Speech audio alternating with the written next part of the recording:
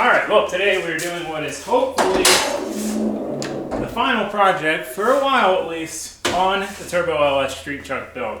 We've been hammering out work on this thing, we've been doing projects, we got it running, we got it driving, we've been enjoying it, and working out the bugs slash finishing the last little odds and ends along the way.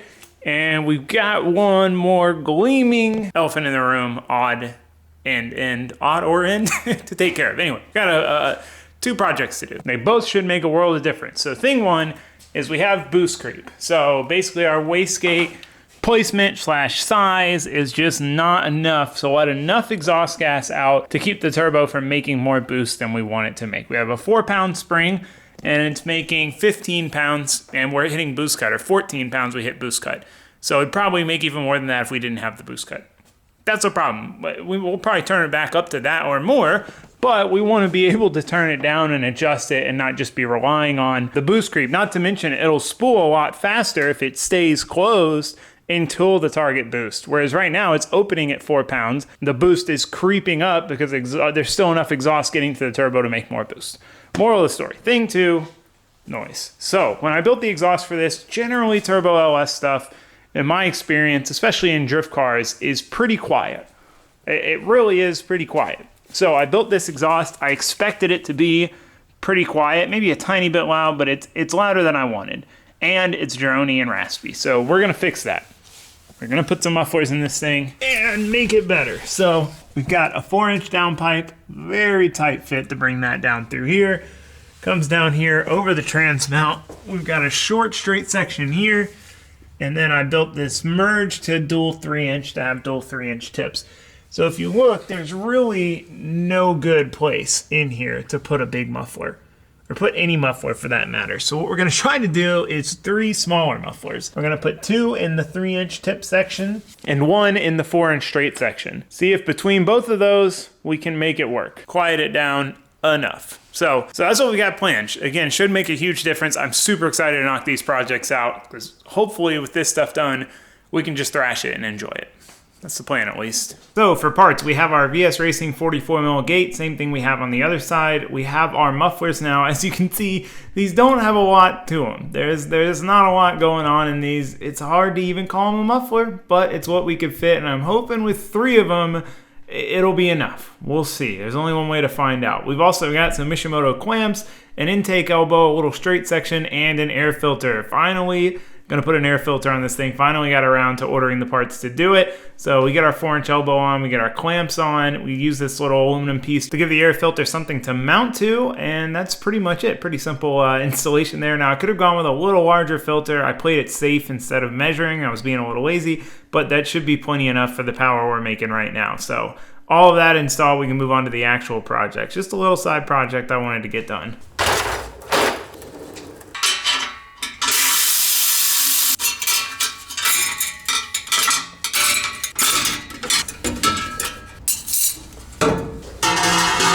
So the worst part about this project is going to be just doing it under the car, not on a lift, because we've got to get everything perfect and tack it under the car. So we need to mark this and figure out where we're going to put.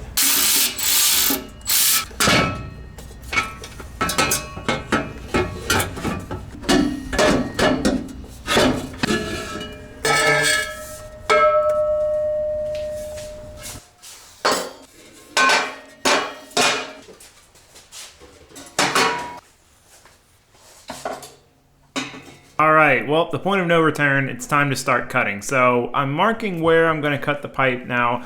The big determining factor here is if this will slide over our existing 4-inch. A lot of stuff like this, mufflers, flex joints, they do, but I don't want to bank on that. But if it does, it makes our life a lot easier. It makes our cuts a lot easier. It makes our cutout portion smaller. So I decided to cut one part of it, the part that's going to stay pretty much constant.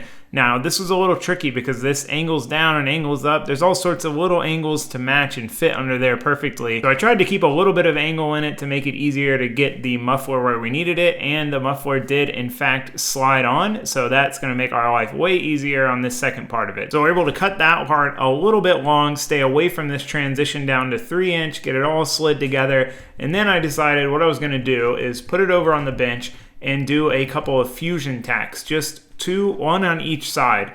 That way I could still manipulate it once it's in the truck. Tacking this under the truck, laying on my back, not going to be fun.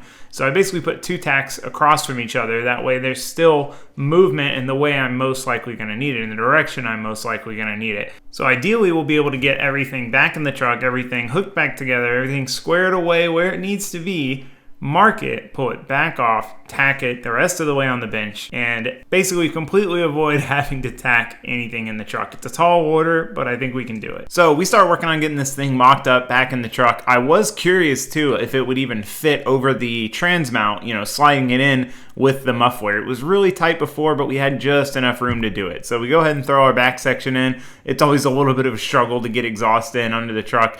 Get our clamp on and try to basically just jimmy everything around till we get the tips lined up back where we want them. We have the angle of everything right. We're not hitting anywhere. And then we mark basically on the edge of the 2 pieces of pipe. So that way it can't, if it slides in any, we won't see the mark. So it'll have to be pretty much perfectly lined up for us to be able to see the mark, know it's in place. So then we pull it back out.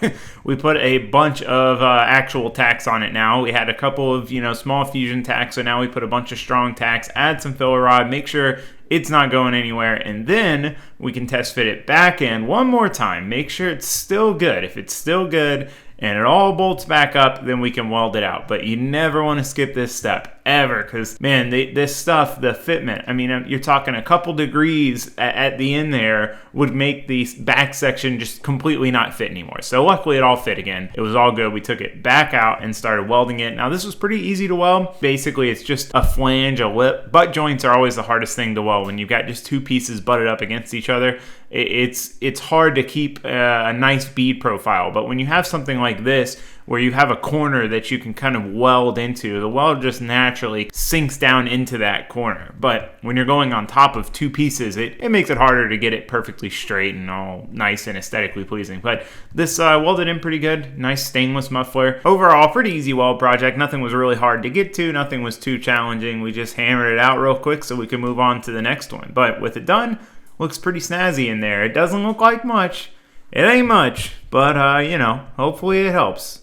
Hopefully it helps. So now it was time to move our attention to the harder section, the dual 3-inch tip. Now this is going to be a challenge, fitting them, getting them all lined back up. This is what you're going to see. This is going to be a tough one. I mean, even cutting it was incredibly difficult compared to the other one. We couldn't just throw it in the chop saw. So we got the tips cut off, switched to our Scotch-Brite belt on our belt grinder. I love using the Scotch-Brite belt for anything like this, where you're just cleaning off material, you're edging stuff. It just gives a nice smooth finish. It makes it really easy to get everything clean. Now we did have to switch back to the abrasive belt because I wanted to grind this tip down a little more. The 2 tips were a little different. One had a really wide teardrop and one had a shorter teardrop, so I could keep them close together. But the shorter teardrop didn't have as much angle to it. So basically I wanted to match the angle, but with the teardrop being the same length, if that makes sense. You'll kind of understand when you see it back together if you're missing what I'm saying here. But we had to spend a decent bit of time grinding on this thing to try to get it where we wanted. But once we had it there, it was time to mock everything up. So we took all our parts and pieces, mocked them up by the truck to make sure we knew exactly how much we needed to cut off. This is another situation where the mufflers are going to slide over the old stainless tubing, so it's a little forgiving, but we want to make sure we get it close. So we switch belts again back to the Scotch-Brite belt, get this cleaned up, get our tips cleaned up, and then it's time to start tacking everything together. By tacking the tips to the mufflers, it was just going to be way easier to tack them to the muffler while we're here on the bench before we put the mufflers on the rest of the exhaust. So I went ahead and just got those fitted and tacked up. It's nice when you have a situation like this where it doesn't really matter what orientation we tack this in because we can just rotate it. So we don't have to mock it up, we don't have to test fit it. We just need to tack them to the mufflers themselves, and then we get those installed on the exhaust section. Now, that became a little bit difficult. So I knew these were super tight. Measuring it, we had 1 inch between them. They're 1 inch wider each overall, 1/2 inch on each side. They just barely fit. But we squeezed them together with a clamp, got them to kind of squish flat and line up. And we got it to work. We got them together. We got them tacked together. It was time to test fit them in the truck one last time. Make sure the orientation was right. Make sure they came out at the right spot on the bedside. And once all that was good, we could finally weld them out. So we started with the tips. The tips are obviously the easy part. The only difficult challenge here with the tips is just getting in between the 2. It's always hard when you have 2 pipes next to each other. You got to kind of squeeze down in between them. It can be a little bit of a struggle, and welding on the end of something so big and long like this is a little difficult too, because you're trying to balance it and keep it from toppling over. You're standing up trying to reach up to where you're welding, but overall this part was pretty easy. Now getting the mufflers welded to the rest of the exhaust, I knew this was going to be a bit of a challenge. It honestly was a little easier than I expected. Just the way we were able to clamp it and position it, it was reasonably nice to weld. I had also gone ahead and done a little weld bead on the top and bottom of each can, just basically welding the cans to each other. So the cans are welded to each other, and then they're obviously welded to the pipe, and then we are done with mufflers. All right, mufflers are welded in. I even tacked them together, just enough clearance. They just barely fit together, but I went ahead and tacked the cans themselves together. We got them welded in. Bada bing, bada boom. Super happy with how that turned out. It's a little, the whole thing's angled kind of this way a touch, but not too big of a deal. I'm just excited to hear what it sounds like. The 4-inch part came out really good, really happy with that. It wasn't quite as bad as I thought. You know, giving it a couple tacks and being able to manipulate it still was definitely the move. Yeah, super stoked on this, man. I'm so excited. I want to say it'll do a decent bit. It could do absolutely nothing. I don't know. Hopefully with 3, it'll be fine. Moral of the story here. So we're gonna let this cool down a little bit more. It's still a little toasty. Toss it on, fire it up.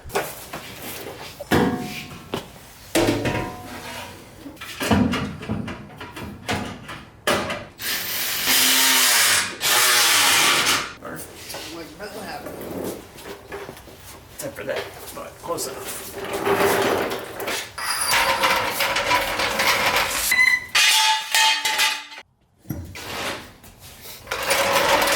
All right, guys, moment of truth. Let's see how it fits. Pretty good. I will, just because of the weight of these mufflers, need to add a hanger, probably right off here. Bring one off 90 and then go across both of them. But one thing at a time. Cool thing is I guess you can kind of see the mufflers from up here, but not really. Give her a shot. See what it sounds like.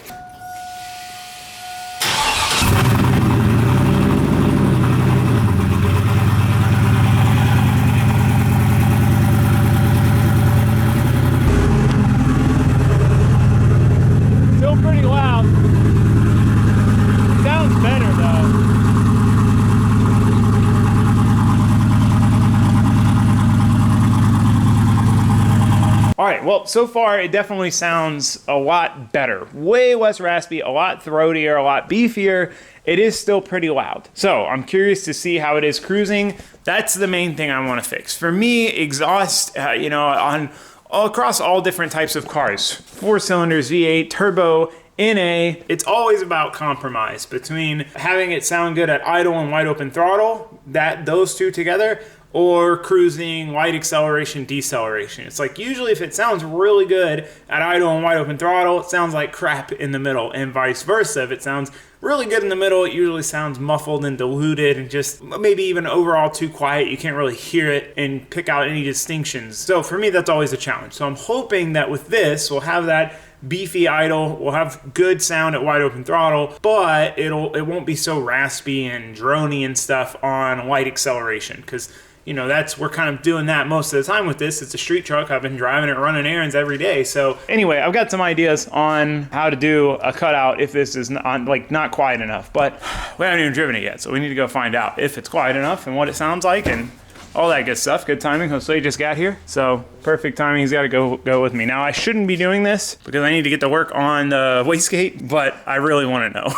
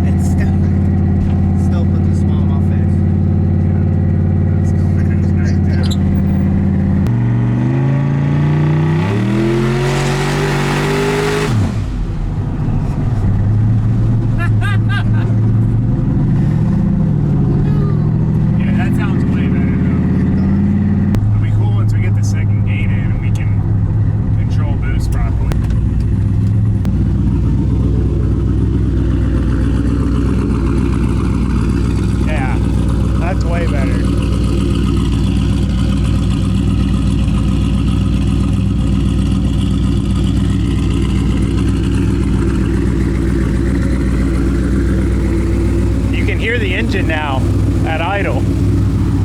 I don't have to scream at you at idle.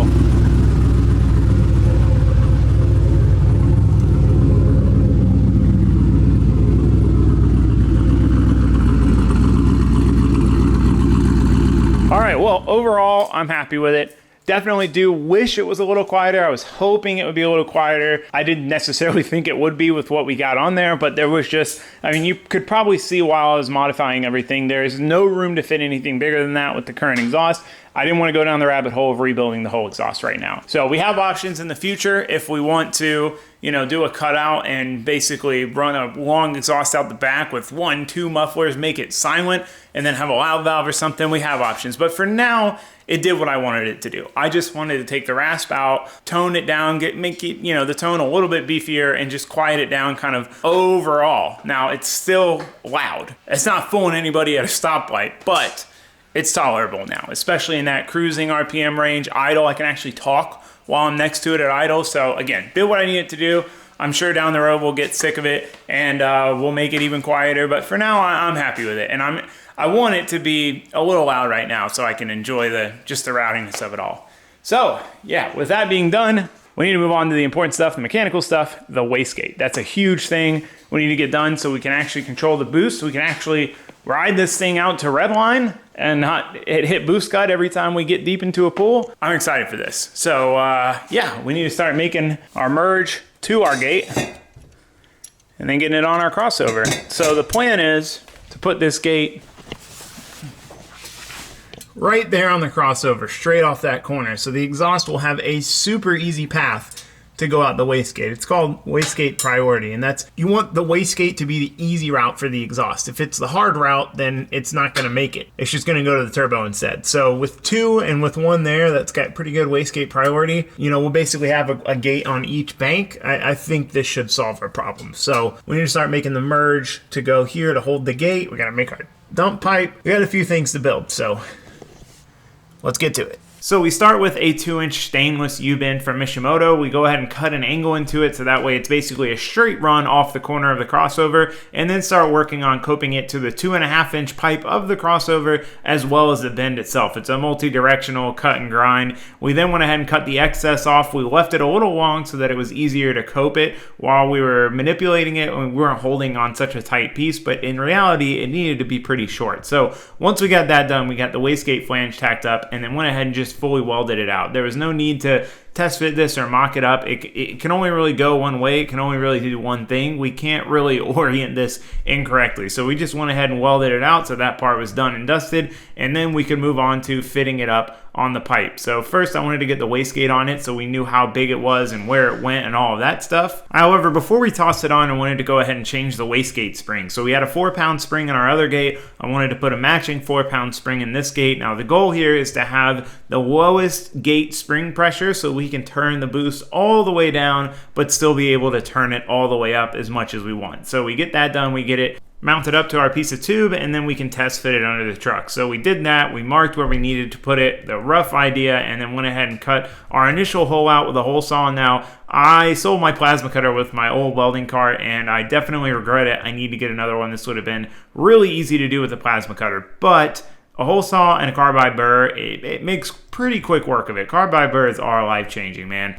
It is definitely one of those things, I don't know how I lived without it for so long, but we got the hole shaped up, we've got it matched to where we're not sacrificing any flow, and then we go ahead and get our tube tacked on to our crossover. Now, this is one of those things I thought it might be a little tricky to weld when I was coping it. It's kind of a balance. I didn't get it perfect. We did have one gap, but overall it was pretty good for the compound direction it had to be coped in. It had to be coped around the pipe and then matching the angle as well. So anyway, we started welding it out, and it honestly was welding really smooth. I really like this Mishimoto stainless stuff. I've always had really good luck with it. It's thick, it's durable, it welds really nice. I really enjoy using it. So we got this thing all welded up, and man, I gotta say, it actually turned out pretty good. I was really happy with this for just kind of hammering through it. We did have to do a second pass here. We just didn't get a lot of penetration because our gap was there and we were washing it. But pretty much everywhere else, it came out pretty good. The whole thing's looking snazzy. I'm happy with it. All right, well, here's what we've got for our second gate. The priority on this one is really good. The exhaust is gonna go it's almost easier for the exhaust, or it's easier for the exhaust to go through the gate than to go over to the turbo. So we got that sorted. Welding came out really good on this one. Pretty proud of that. Pretty happy with how the coping turned out. All in all, pretty solid. So we need to get this back in there, and then we can figure out what to do with the dump tube. Then we just got to plumb to it. Easy enough. So before we build our dump tube, we needed to get this thing back in the truck and figure out exactly what we needed to do with it. Now, putting these in is a little bit of a jimmy back and forth. Snug it up a little bit here, move it a little bit there, but we got it all installed. We got it all fitted and positioned our wastegate to figure out where we wanted to route our dump tube. So the dump tube was super simple to build. Basically just a little over 90 and then a slash cut at the end. Now the slash cut is just to kind of level it out so it's pointing flat with the ground. That's something that's not completely necessary, but it's fun to do. I don't know, I always like doing that. It adds that little added bit of zing. So we get it all welded up. It honestly welded really nice as well, and came out looking pretty good. I was really happy with it. So it's time to get it installed back on the truck, see how it all works. All right, wastegate is in. I'm honestly pretty happy with that. Everything's tucked above the frame rail. We got this angle to match, pretty much flat with the ground for no reason other than because it looks cool even though you can't see it.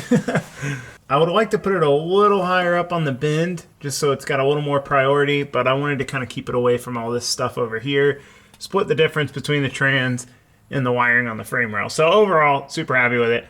I think that is going to work. We got the 4-pound spring in there. All we got to do now is plumb our pressure source to it and go see if the truck only makes the 4 pounds it's supposed to be making on the 4-pound springs. Which if it does, then we need to promptly install our dial a boost control setup from Matt Happel at Sloppy Mechanics. So he put this together for me, a pretty well plug and play kit. So this, we can basically set up our boost and have, multiple different boost settings by just turning the knob, which I like the idea of that. It's easy enough to change tunes and stuff with the Holly, and you could do it that way, but it'd be cool to just be able to, turn of a knob, go from 4 pounds to 8 to 12 to 20, So I want to get this in, but the main issue here is making this thing make the boost it's supposed to, not having boost creep anymore. Because the two things about boost creep, one, we could just let it ride and probably gonna end up making 18 pounds how it was with the old gate. However, the problem with boost creep is even if you're making the boost that you want, you're getting there slowly. So the gate's open and it's bypassing the turbo as much as it can, but there's still enough getting to the turbo to keep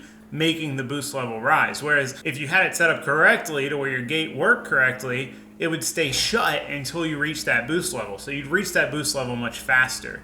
Hence the term boost creep. You're creeping up to, boost that you don't want. So point is, I'm really excited to get this sorted. I'm very hopeful that this will work. So we just need to tee off our compressor outlet line here going to this gate, run it to that gate, go give her a test drive and see if it all works.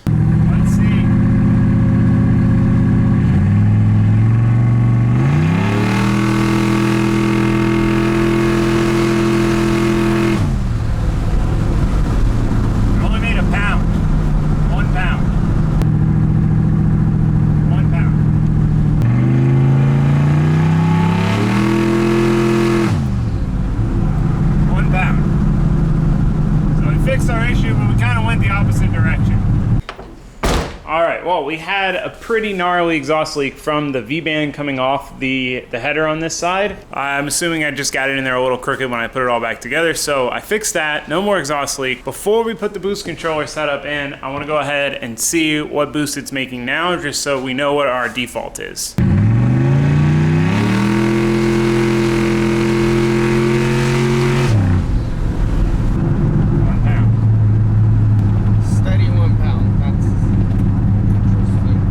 All right, there's a couple things we can try here since it's still making 1 pound of boost. We can put stiffer springs in the wastegates since they have the softest springs in them. But what I want to do first is go ahead and get the boost control setup in. We already have it. It's super easy to install, so we might as well put this in. So this is absolute cake. We literally plug this in to the Holly harness. We still have the plug because he basically splits the plug so you don't lose the plug. Boom, we'll wire these. This one will be an input, one will be an output. And then we've got our leads. One goes to the boost controller and one goes to the knob. So the worst thing is we got to run this big plug into the truck, which it's tight to get stuff through the firewall on this thing. Other than that, this should be a very easy install. So trying to keep this thing straight, I had a hard time deciding where I wanted to put the knob. I decided to put it here. It just barely fit, but it's perfect. So it's time to go drive it and see where we're at. I think we started at 5 clicks Yeah, 5 clicks.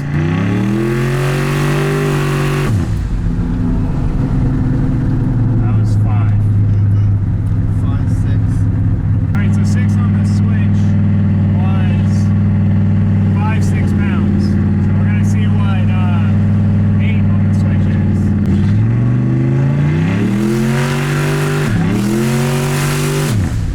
Hard to know because it didn't stabilize.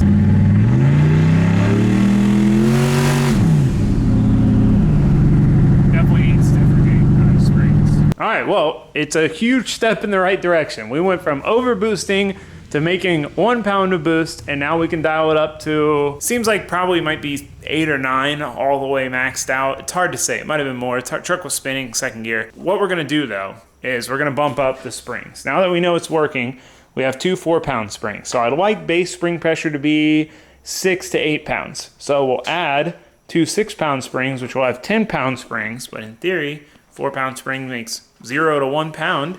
Add 6 should make 6 to 7 pounds. So that's the idea. Let it cool down a minute, swap the springs in the gate, see what we got. Seem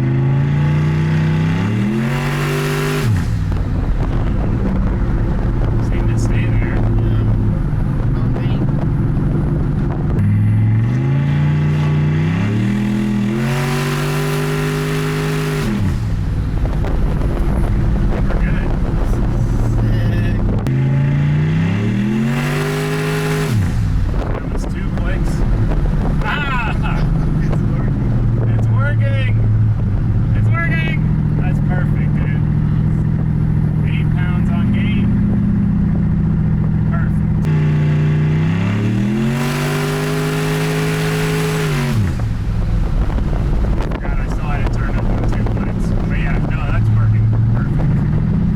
All right, well, this thing is finally doing what it's supposed to do. It's making boost, it's stabilized in boost, holding the same boost. We can adjust the boost. It is perfect. I'm so stoked to finally be through the end of that toggle. We've done so much tinkering with the wastegate stuff, trying to get this thing to stop boost creeping, and finally adding that second gate, putting the boost controller in. It is perfect. So no clicks, boost controller off. Basically, we are at right around 7-8 pounds, which is perfect. We're never really going to want to run any lower than that.